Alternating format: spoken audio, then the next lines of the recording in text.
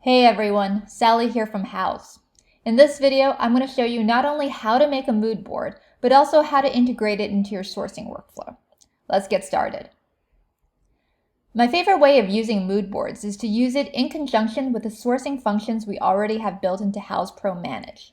If you're not already familiar with our product clipper and room boards, I recommend you pause this video and go watch the videos about the product clipper and room boards first. To get started, here I have a project Palo Alto Townhouse already set up, and I've already added a few products that I've sourced to a room board called Living Room Refresh. So with that, I'll go ahead and create a new mood board and attach it to not only the project, Palo Alto Townhouse, but also the room board that I created. And right away you can see all the products that I had in my room board is available in my product list right here.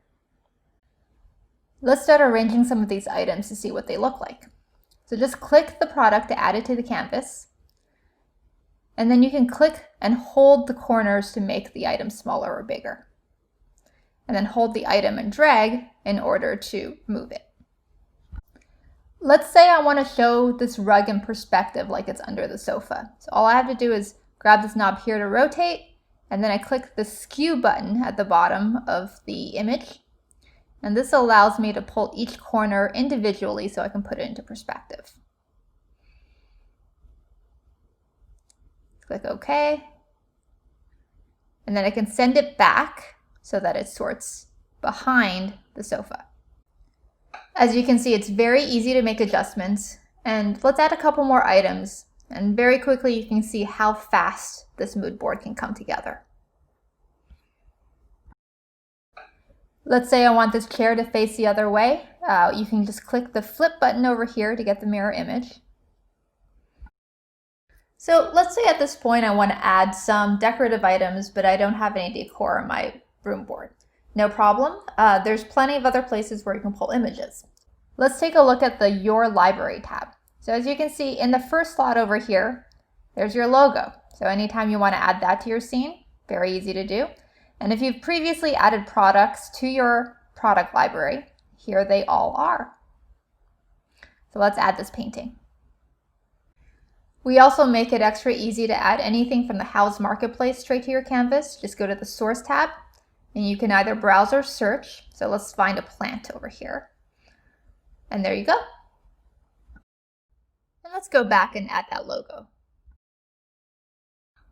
Many of you guys at this stage are still sourcing, you're still playing around with ideas. Let's say, for example, you want to add some brand new product that's never been in either your room board or in the house catalog or in your library.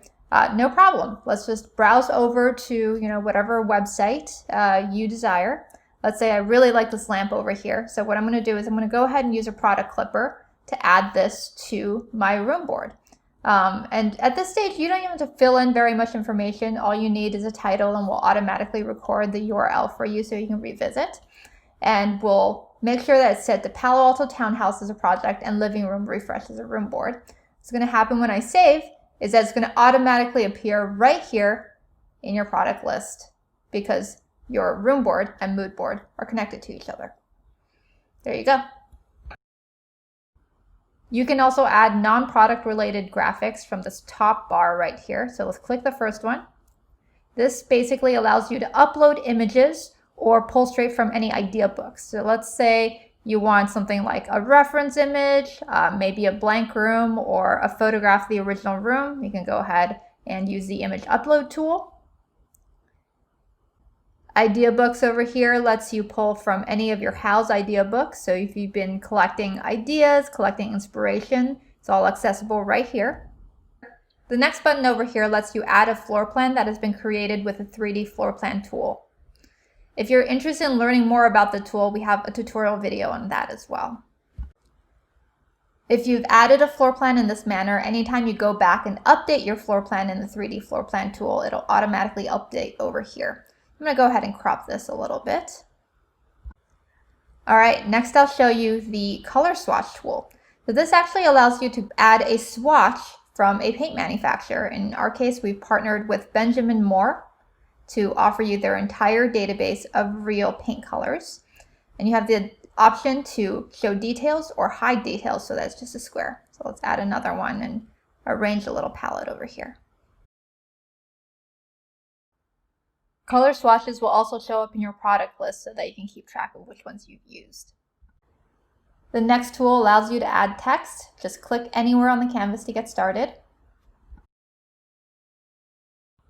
This pencil over here lets you do freeform drawing in case you want to do any annotations or callouts.